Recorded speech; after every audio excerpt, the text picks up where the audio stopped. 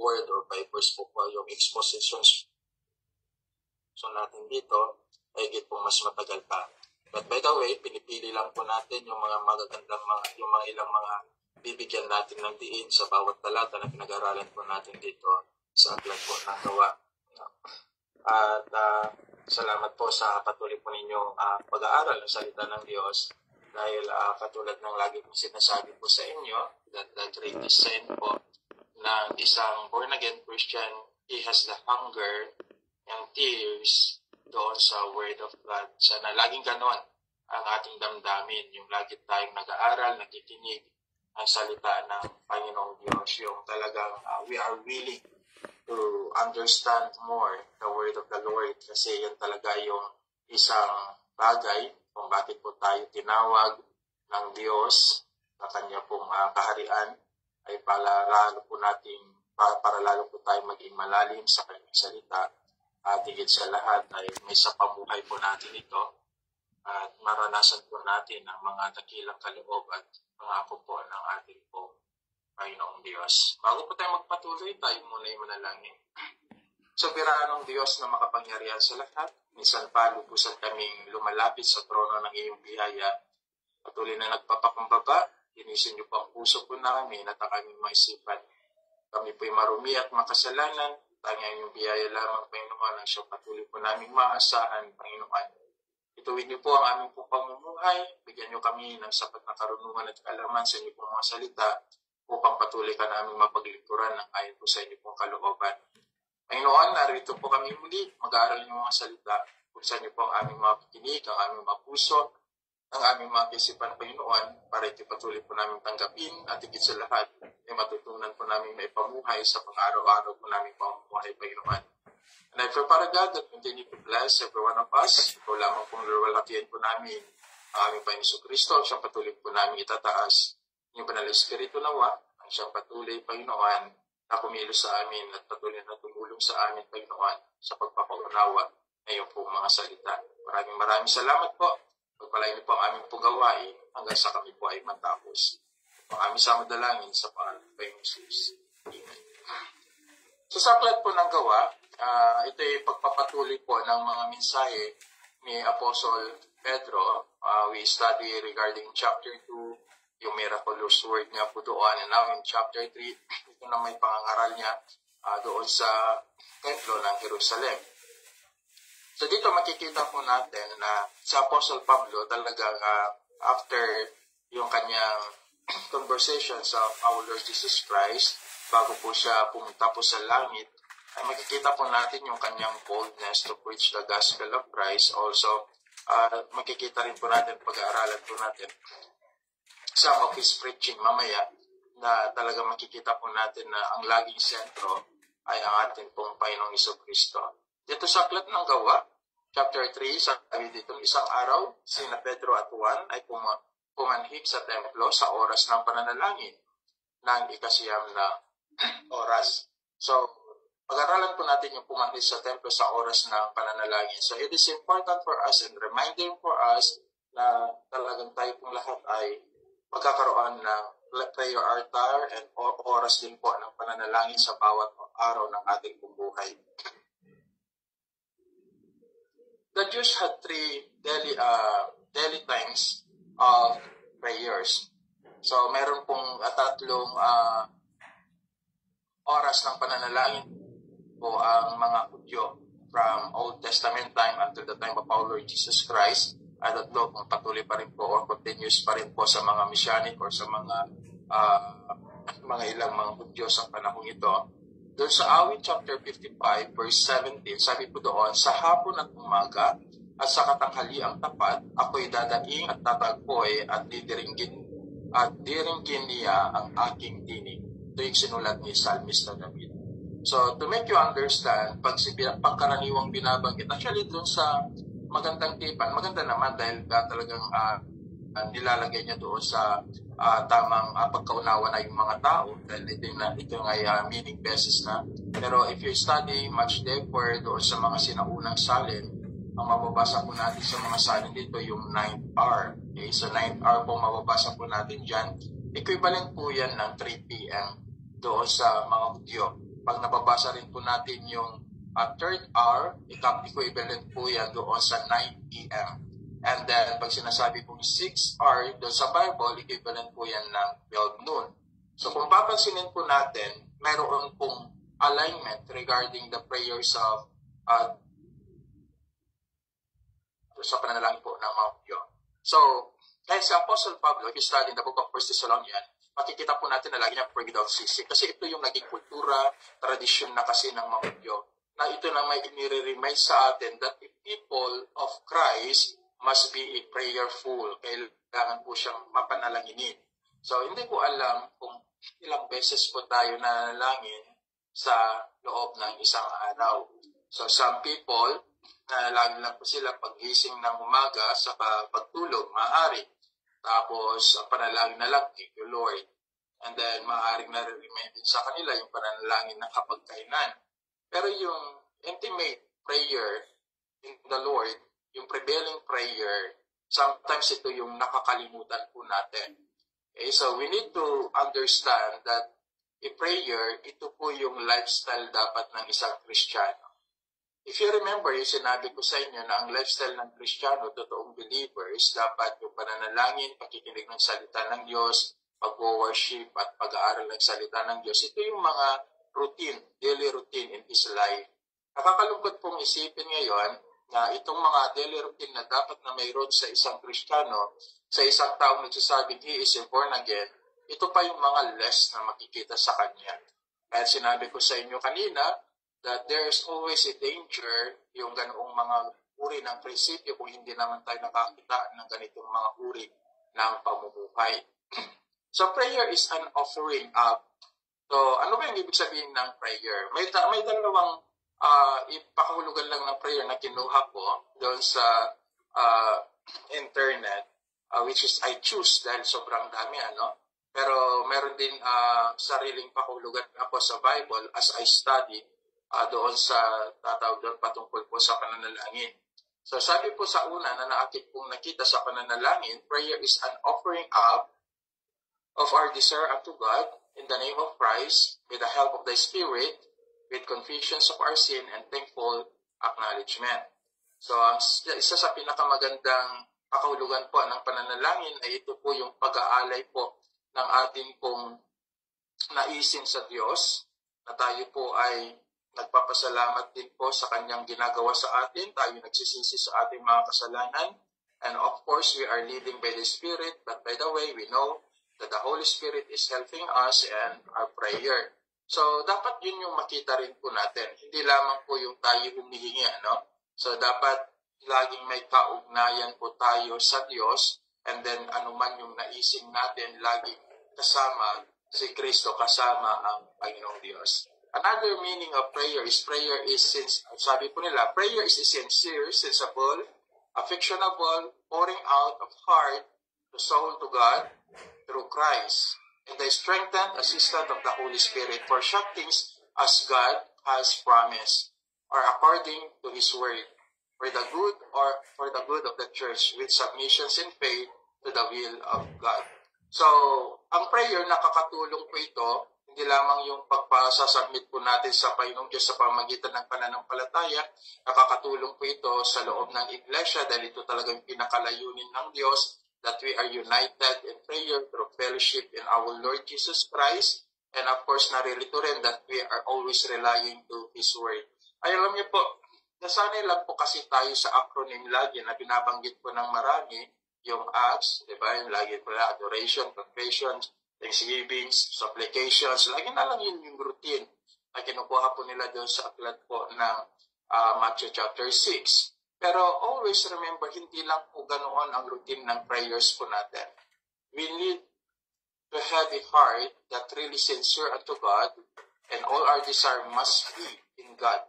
So yun yung prayer sana. For me, prayer is aligning personal desire with God's will. So yun yung aking pananaw.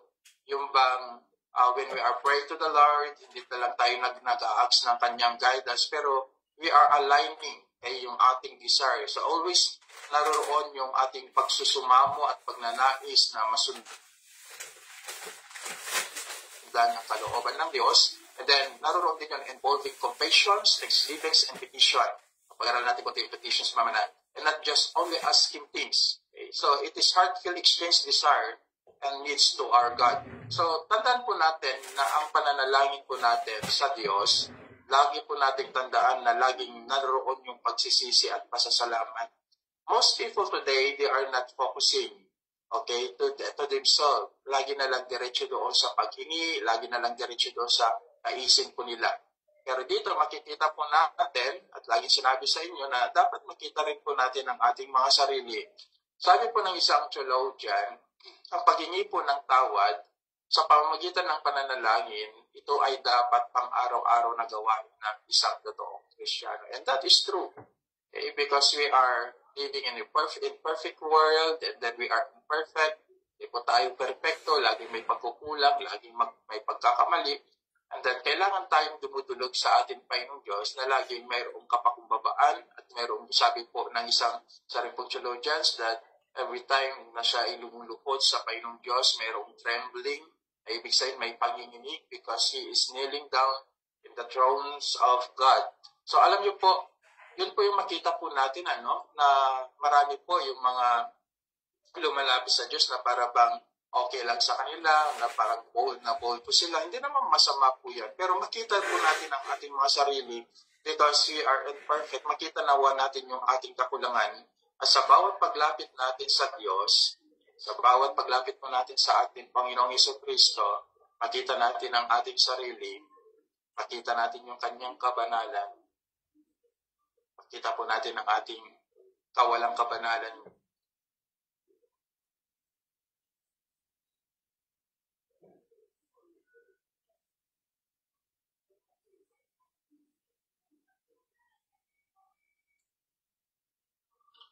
Nawawala ka po, Pastor. At dahil alam nila na ang Diyos na kanilang pinaglilingkuran, ang Diyos na tumawag sa kanila ay isang banal. So sana ganun din tayo sa bawat pagdulog po natin sa pananalangin. Na dapat makita rin po natin ang ating mga kakulungan at ang Diyos ang siyang magpupuno sa mga bagay na yan. Lumapit po tayo sa Kanya na mayroong pagkatakot at higit sa lang kapakumbabaan. So a lot of prayer today that I heard, hindi ko alam kung may uri po ng pagyayabang o kasalong pagyayabang. Pero sana makita po natin lahat ng bagay, tatanggap po natin sa Diyos, ito'y galing sa Kanya, wala po tayong dapat ipagmalaki, wala po tayong dapat na ipagmayabang.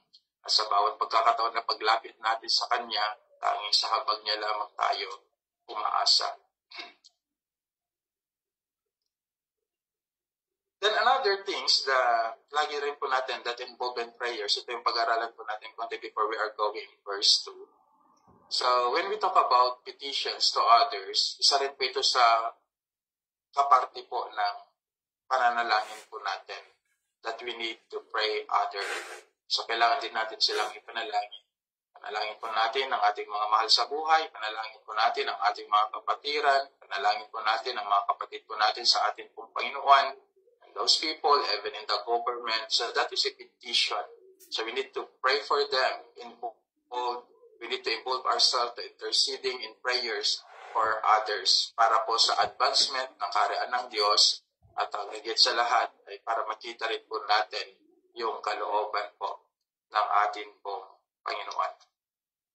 And hopefully that every one of us ay lagi po tayong nanalangin. Ito yung katulad sinabi ko, basic lamang po yan. Kung ito yung lagi po natin ginagawa, napakaganda po. Pero kung sakalang po natin maalala ang Diyos sa pananalangin, times na may Bible study po tayo, wala na po tayong personal prayers or personal time, personal devotion. Medyo may problema po tayo sa ating pong Christian life. So sana, pag-ising niyo po ng umaga, nanalangin po tayo. Pagtulog po natin, nanalangin po tayo. And then mayroon ding mga set time na tayo po ay nakikipagniig at nanalangin sa ating pong Panginoon. Mga kapatid, hindi po laro ang paglilingkod po natin sa Diyos. God called us in different mission.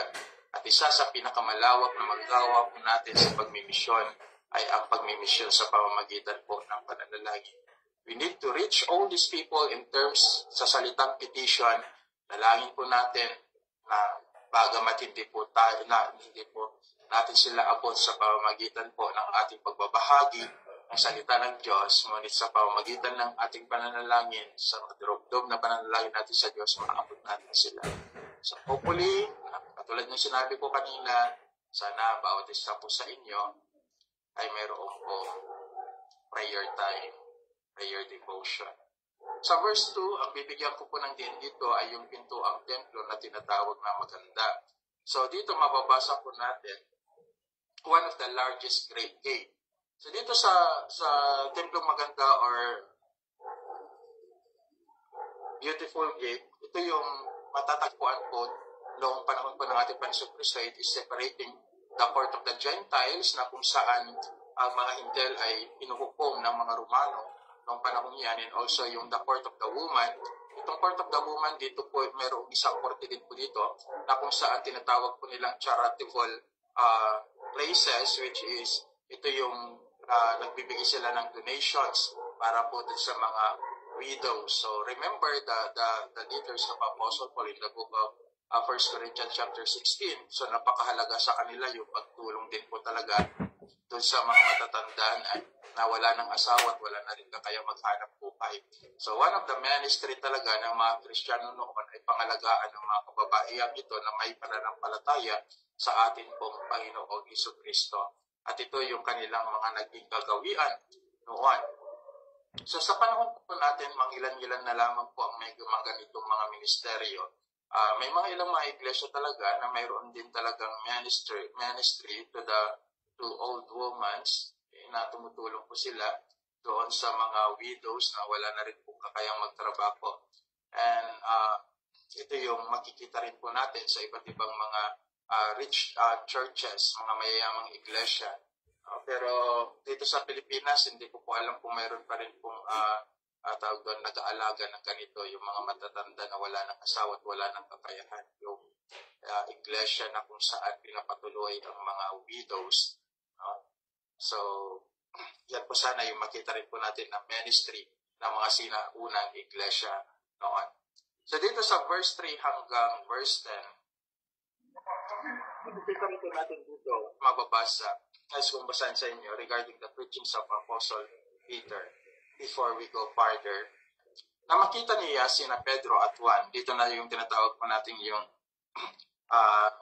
po na pinagaling po ni Apostle Pedro at na Apostle Juan. But by the way, sina Pedro at Juan, isama po natin si Santiago, although wala Santiago po dito, sila yung three-fourths of our Lord Jesus Christ. Sila talaga yung mga malalapit at talagang makipabasa po natin that they have a great ministry after ng ating pong Panginoon Kristo ay bumalik na po sa langit. Nang makita niya sina Pedro at Juan na papasok sa templo, humingi siya ng limos. Ngunit pagtitig sa kanya ni Pedro kasama ni Juan ay sinabi, "Tignan mo kami." Itinuon niya ang kanyang pansin sa kanila at umaasang mayroon tatanggapin mula sa kanila. Ngunit sinabi ni Pedro, "Wala akong pila, ginto, ngunit ang nasa akin ang siya kong ibibigay sa iyo. Sa pangalan ni Jesucristo na taga Nazaret, tumayo ka at lumakad." Kanyang hinawakan siya sa kanang kamay at siya itinindig agad at agad na lumakas ang kanyang mga paa at ang mga bukong-buko. Verse 8, siya ay lumukso, tumayo at naglakad. Pumasok siya sa templo na kasama nila, lumakad, lumukso at nagpuri sa Diyos. So one of the greatest miracles na ginawa ni Apostle Pedro nang nagpapasimula na siya to spread the gospel after the ascension of Christ ay dito. Isang lugpo, pinagaling niya sa pangalan po ng ating pong Panginoong Jesucristo. At makikita po natin dito na talagang pinasisimulan na rin po ng ating pong Panginoong Jesucristo ang kanyang pangako sa kanyang mga disipulo. At katulad ng pinag-aralan po natin noong nakaraan, na sinabi ko sa inyo, one of the greatest sign talaga ng mga tinawag ng ating pong Panginoong Jesucristo na kanyang mga apostol ay doing miracles. Kaya sa panahon po nila Pedro, sa panahon ni Apostle Pablo, napakaraming himala ang kanilang ginawa na ginawa rin po ng ating pong Panginoong Jesucristo during His earthly ministry. At mababasa rin po natin pangkaraniwan sa mga naglilimos. Bakit doon sa beautiful gate o di kay malapit sa templo, para sa mga naglilimos, ang lugar na malapit sa templo ang pinaka-the best na lugar sa kanila para manlimos. Dahil dito, marami ang mga pumapasok sa templo sa mga tao na nagpapakita ng kanilang mabuting gawa, kasama na ang mga mapagkunwaring Pariseo at Sadduceo. So, yan yung dahilan kung bakit ang lalaking ito araw-araw dinadala siya ng kanyang mga magulang dahil umaasa siya na makarami siya ng paglilimos. Pero isang araw, dumating sina Pedro, sina Juan, at iba ang kanyang tinanggap, which is the greatest thing. Kanyang tinanggap ay ang pagpapagaling ng ating pong Panginoong Jesucristo, ang kabutihan ng ating pong Panginoong Jesucristo. Doon sa verse 11, samantalang siya ay nakahawa kina Pedro at Juan, sama-samang nagtakbuhan sa kanilang mga tao at lubhang na mangha na tinatawag sa Portiko ni Solomon. At by the way, itong Portiko po ni Solomon, ito rin po yung lugar na kung saan ang ating pong Panginoong Jesucristo ay nag-preach po siya regarding the Good Shepherd, found in the book of John chapter 10 verse 23 and even in the book of Isaiah chapter 35 verse 6. So parehas na lugar na kung saan gumawa at himala si Pedro at ganoon din naman ang Panginoong Jesucristo kung saan siya nagpahayag ng mabuting balita patungkol sa mabuting pastol. Verse 12. Na makita ni Pedro, nagsalita siya sa mga tao, kayong mga Israelita, bakit ninyo ito ikinamamangha? Bakit ninyo kami tinitignan na para bang sa pamamagitan ng aming sarili kapangyarihan o kababalaghan ay napalakad namin siya? Nais kong bigyan ng konting diin regarding this matter na sinabi ng Apostle Paul. So, tignan natin si Pedro kumpara sa mga maraming modern preacher who claim that they have the gift of healing. Kung papansinin po dito, hindi po niya claim yung glory. Hindi niya tinatanggap at hindi niya sinasali yung kanyang sarili as the other people or other preachers today is not doing. Diba? So, pangkaraniwan, sasabihin ng mga preachers, nagawa ko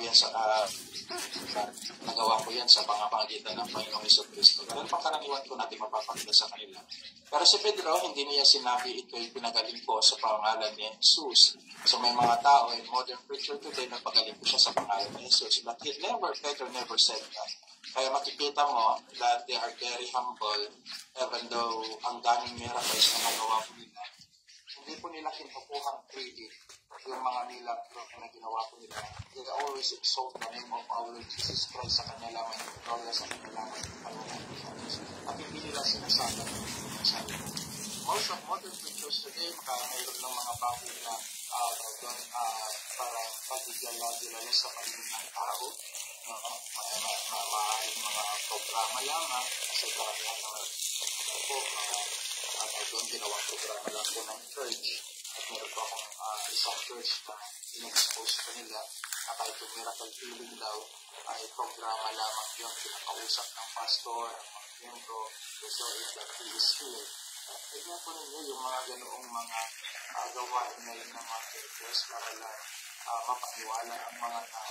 So nakakalimutan ng isipin na ginagamit ko nila ang salita ng Diyos para pagkakirahan. Sana sa atin, lang mga lingkod ng Diyos, maging aware po tayo sa mga ganitong mga bagay. Kaya lagi sinasabi pag tayo nag-lingkod sa Panginoon, hindi lang patawag tayo driven by emotion. We need to study well the Word of God at sa ganang pag-iwasan po natin yung mga mapalitan lang ng mga sanabi sa salita po ng ating Diyos. Later to all glory to Jesus, all majesty, yun yung makikita po natin. At hindi rin yung sinasabi na pinagaling po ito sa sarili ng kakayanan, kapangyarihan, at kabanalan. As we can see in verse 12. So makikita po natin yun at mababasa sa natin. Kaya po yung pangangaral po, bigyan po natin konting pagpapahalaga sa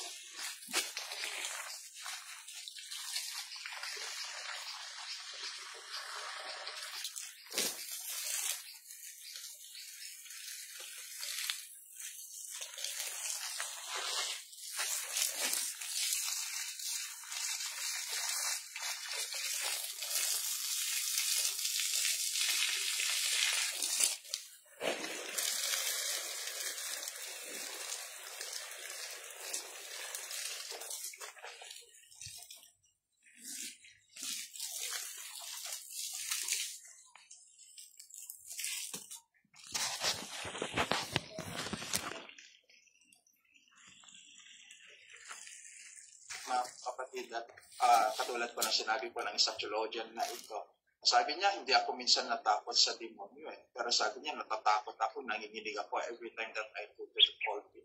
Kasi, in the book of James, chapter 3, verse 1, sabi po rin po doon na huwag nasain ng huwag maghangad ng sino man sa inyo na maging guro dahil alam natin na mas malaki ang ating pananagutan sa harapan ng Diyos bilang tagapagturo ng salita. So sa inyo na nag-share po ng Word of God, study before sharing. Make it sure na hindi lang siya talagang kapakinggan nyo, nagustuhan nyo. Aralin ng gusto bago ibahagi. Para sa ganon, alam natin na ating mga tinuturo, pinag-aralan muna ng gusto, binalansin muna natin ito bago ibahagi sa inyo. A lot of preachers today and sharers in the Word, they are only giving kaya ang problema talaga doon sa sinasabi nila observation, what you observe in the text, that is a great problem today. A lot of churches doing that things. So maraming mga naliligaw.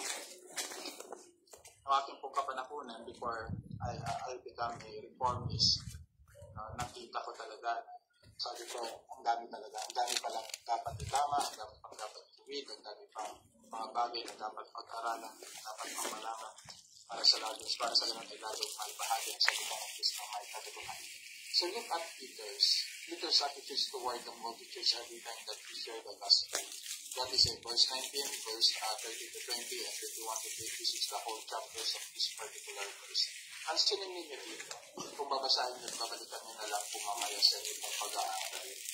How Peter's preached the gospel of Christ, or how he shared the words of the Lord in the multitudes. Yun ang una in verse 19, he preached the gospel.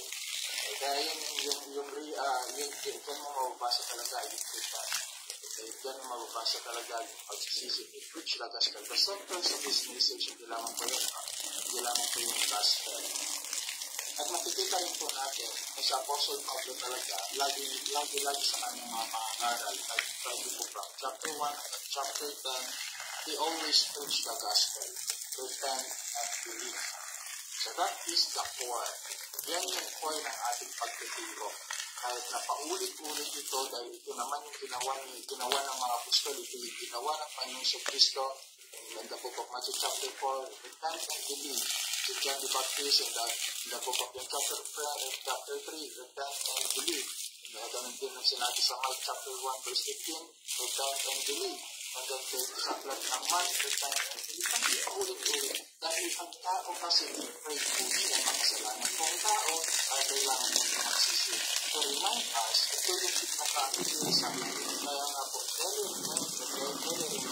reminding to us the gospel ay napakahalaga.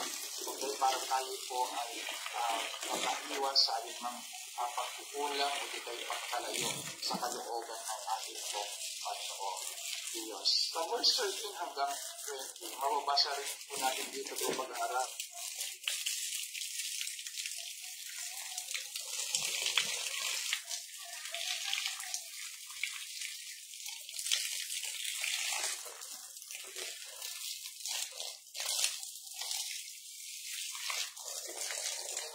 This message is Christ. And then 21 to 26, if you start with both verses, so it preached biblically. Kaya message without verses, message without connection to any part of the Bible, hindi mo yung biblical. Kaya napakahalaga. We need to preach the gospel, we need to preach Christ, we need to preach biblically. Lagi sentro ang ating po Panginoon Kristo, lagi siyang na-exalt, lagi natin siyang iniyaya. Alam niyo po, preaching, to encourage people as a motivational, wala po yan sa harapan po ng Diyos. Lagi gusto natin mapakinggan ay yung kung paano mapagpalayan ng Diyos na ating pagpalayan sa material na tayo. Kung gawin, mapapakit natin yung sa pangkong ng pagpapamayan. Okay? Alam niyo po, ang lahat ng uri ng message, pag wala si Kristo, useless po ang message wala. Kung lahat po ng uri ng message, kung hindi po naisisentro ang gospel, wala rin pong sintaw, wala rin sintaw ang message natin. Because conversion is come from God alone. Kahit yun yung problema sa marami, they are trying to make a program.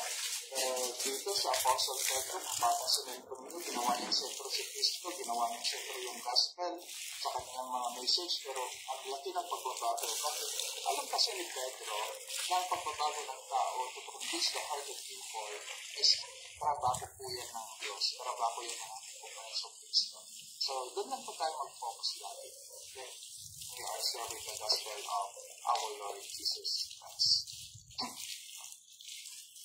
Marami po kasama napapakinggan ngayon dahil sa word gagamit lang mga motivational papers.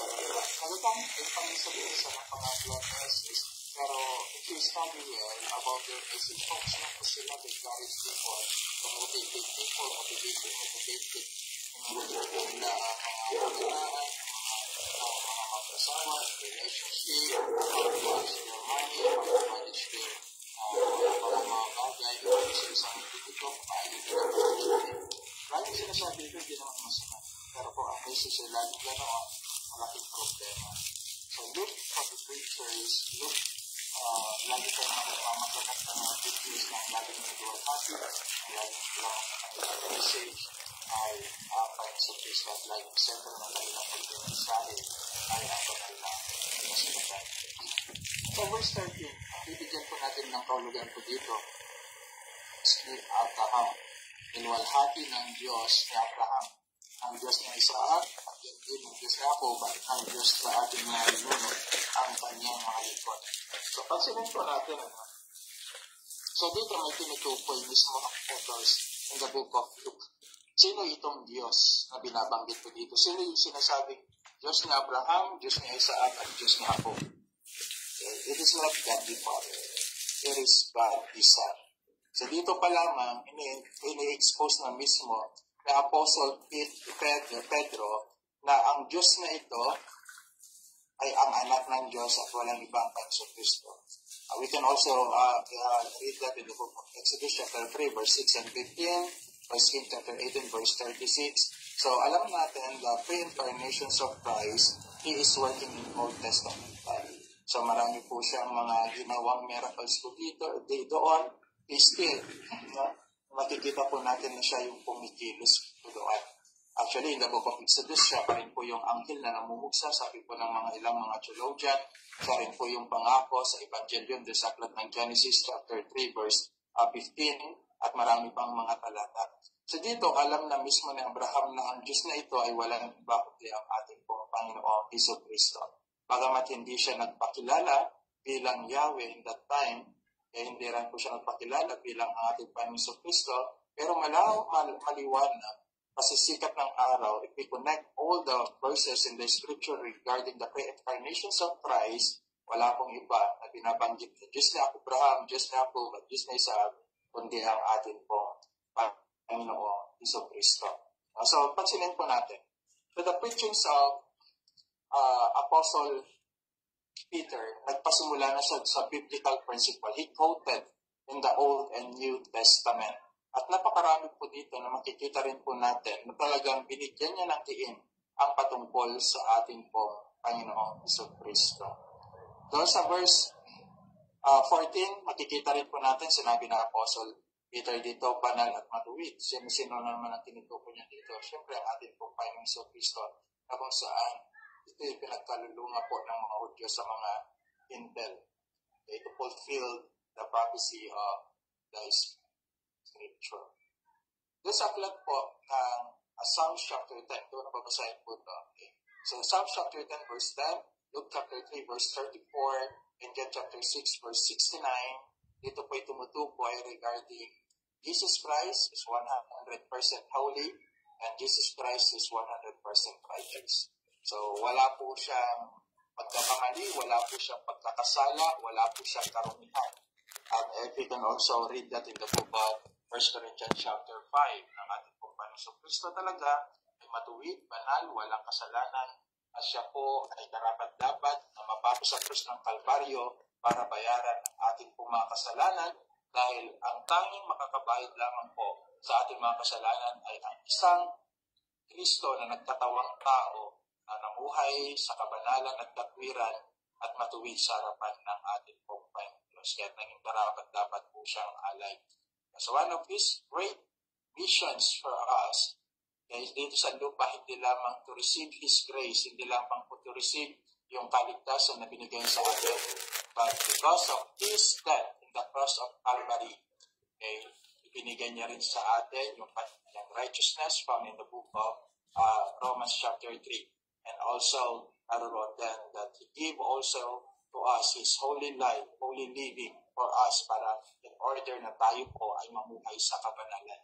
So once that we have a connection, a relationship in Christ, wala pong tao na hindi po mababago dahil yun po yung pinakadahilan kung bakit si Kristo ay napako sa krus ng Kalbaryo eh na maranasan po natin ang kabanalan at ang kanyang katwiran na ibinigay sa atin.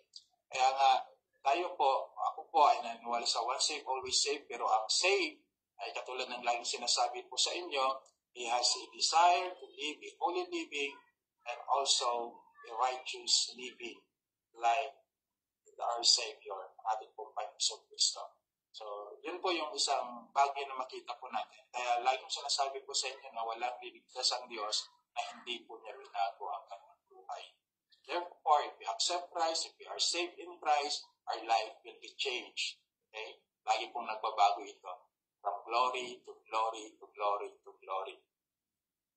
Verse 15, sabi ko doon, atin yung pinatay, ang may akda ng buhay. Another, na sinasabi ng Apostle Peter po dito, hindi lamang po siya banal at matuwid, pero sabi niya, may akda ng buhay. May akda ng buhay. Na muling binuhay ng Diyos mula sa mga patay. Mga saksi kami sa bagay na ito. Yung salitang mga saksi kami, Peter's confidently and forcefully declaration, talagang buo yung kanyang kalooban, matatag, hindi matitinag, hindi masisira ang kanyang pagsabi ng mga saksi kami. Kaya sinabi rin ito ni Apostle Peter, isinulat din ito ni Apostle Pablo doon sa aklat ng 1 Corinthians chapter 15, verse 3 to 7. Okay, so makikita po natin that they are the last witness of our Lord Jesus Christ. They are the last apostle of our Lord Jesus Christ. So yan po yung makikita po natin na ang huling naging saksi ng ating pong Panginoong Kristo ay sila na ginamit ng ating pong Panginoong Diyos. At pangalawa, ang makikita rin po natin dito, yung may akda ng buhay. So pinanggit po yan sa wikang English na Prince of Life. So sa wikang Grego, ang ibig sabihin po niyan, originator, pioneering, beginner of something. Ulitin ko, yung Prince of Life sa wikang Grego, ang ibig sabihin po niyan ay originator, pioneer, beginner of something. So we can find that in the book of, or we can read that in the book of Hebrews chapter 1 verse 20, Hebrews chapter 12 verse 2, and 1 John chapter 5 verse 11 and verse 20.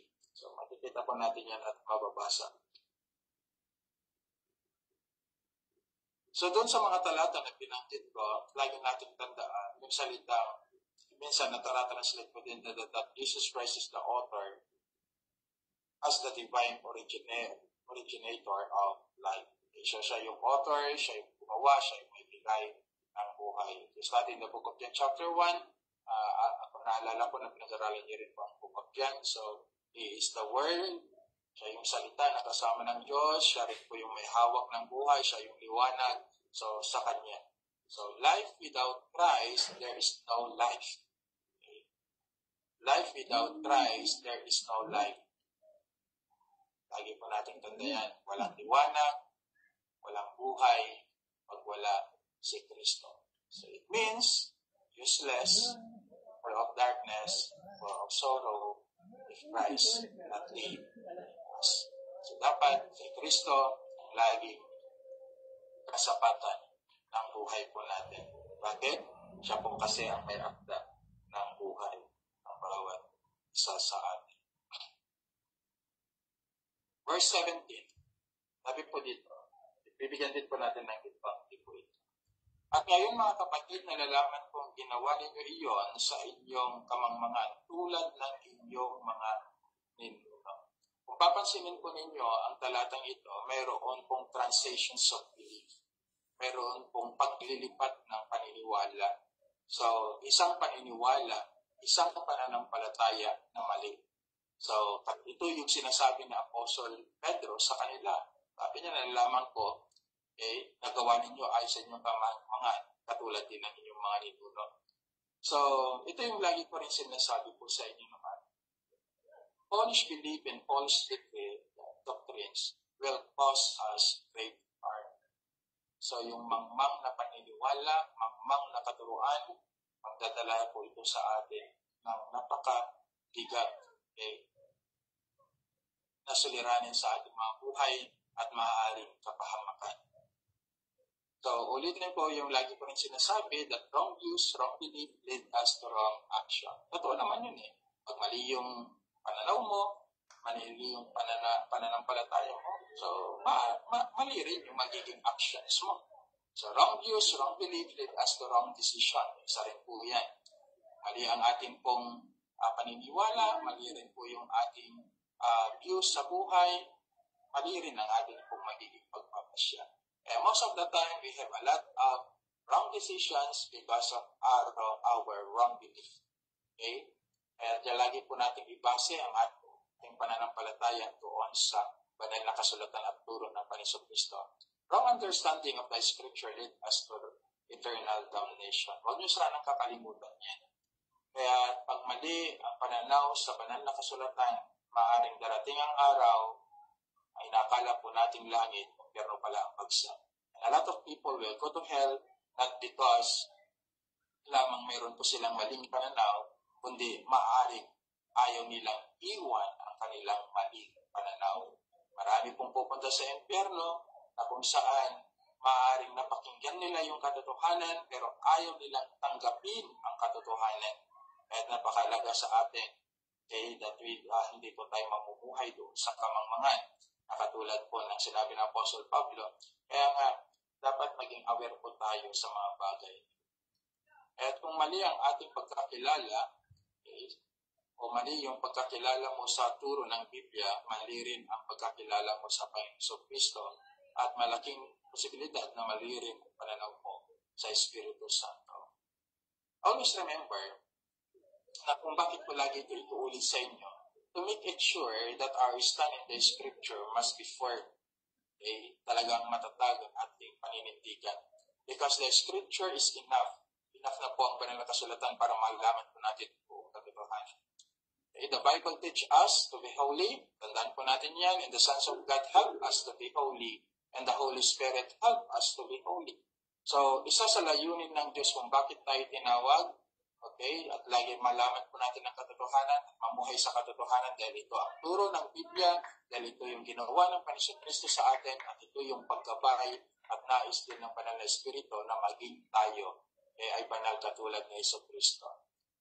Naalala ko tuloy ang isang quotation doon sa nabasa ko. Sabi doon, remember that holiness is not the way to Christ, but Christ is the way to holiness. Totoo naman yun It is impossible to a person to have a holy life, a righteous life, a right doctrine, a right teaching without a relationship and Christ. Kaya ano dapat po natin gawin ngayon? Kung doon sa binasa po natin kanina, dito sa verse 17, dahil namana po ng mga Israelita sa mula sa kanilang mga ninuno at sinapamuhay din ito ng kanilang mga kaapu-apuhan at namuhay po sila sa kamangmangan at hindi nila naunawaan ang plano ng Diyos at maaaring sa panahon natin ngayon at maaaring ilan po sa inyo ay namumuhay pa rin sa mga tradisyonal na turo. Mga turo which is out of biblical principle. So anong gagawin natin? Live the unbiblical traditions of worship. Hindi po lahat ng worship ay kalugod-lugod sa ating Panginoon. Tandaan po natin yan. Marami po kasi nagsasabi, basta kanta, okay na. Hindi po yung totoo. Hindi rin po lahat ng kumakanta ay talagang kumakanta para sa ating Panginoong Diyos. At maraming mga naglilipahang mga kanta ngayon, hindi ko naman din lahat kasi kahit gumagamit din kami pero selected song lang talaga kinakanta po namin. Okay? So, hindi po lahat. So, we need to live the unbiblical and traditional traditions of worship, which is makikita po natin na hindi not to right sa harapan ng Panginoon. Hindi. Then another, live the unbiblical traditions of serving. Maraming mga ganyan, even inside the church, live the unbiblical traditions of belief. Yung Yan, marami pong natamaan noon nung tayo nagtama ng mga irang mga pananampalataya po ng Pentecostal movement. Pero marami po talagang hindi makatanggap at maaaring hindi pa rin makatanggap hanggang ngayon. Ang gusto nilang prinsipyo ay yung gusto ng kanilang pananaw, sariling pananaw at sariling nais ng damdamin. But the Bible teaches us already all these things and also leave the unbiblical traditions of ceremony at maraming mga bagay.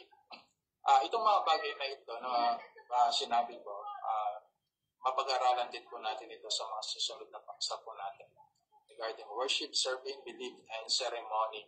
Kasi napakahalaga po ito na may bigyan din po natin na diin. Akala ng marami, basta nag-serve, okay na. Okay? Totoo ba yun? Yun ba talaga yung basta gusto mong naglingkod ka, yun na yung kalooban ng Panginoong Diyos? So let us study the scripture. What kinds of service? Kaya nga sinabi ng Apostle Pablo, mayroong gift of service in the book of Romans chapter 12. And what is kinds of service? No, binabanggit po niya dyan. Napag-aralan din po natin konti kung naalala po ninyo noong pinagturo ng book of Romans. At habang may oras pa, iwan mo na, habang may oras pa, baguhin mo na ang mga bagay na kung saan maaaring magtali sa atin sa mga nakaraan. So, kasi magdudulot lang ito ng malaking kapahamakan din sa mga iba if we are not correcting today. Verse 18, tinupad ng Diyos ang kanyang ipinahayag na mangyayari sa pamagitan ng lahat ng propeta.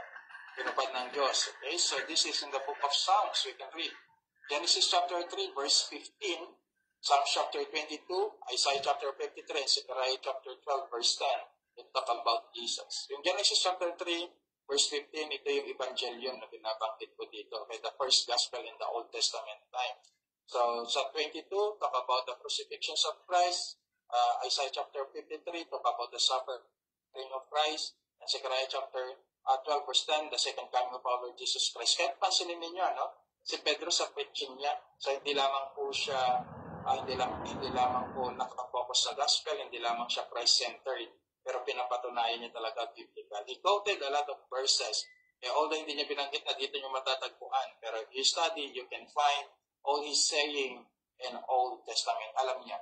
Asinin ninyo, So ito yung patunay talaga na sina Apostle Pedro din ay talagang naghihintay sa Messiah. Ngunit saka lang po nila naintindahan ito after the ascension of our Lord Jesus Christ doon po sa kalangitan. And then, one of the major preachings of Apostle Peter is found in the book of Acts chapter 3, verse 19. Ito na yung sinasabi ko sa inyo kanina, na sentro talaga ng kanyang message regarding the gospel. Sabi doon, kaya nga, magsisi kayo at magbalik loob upang mapawi ang inyong mga kasalanan. So, yan talaga yung message natin. Believers or unbelievers, lagi natin i-remind ito sa lahat ng nakikinig sa ating mga mensahe patungkol sa pagsisisi. Alam niyo po, may church akong napakinggan, hindi na daw kailangan i-remind sa kanila. Kasi ang tao na nga, problemado na, tapos pagsisisi pa ang ipapamukha mo sa kanila, yung kanila pang kakulangan. So, yun yung problema sa maraming mga churches today.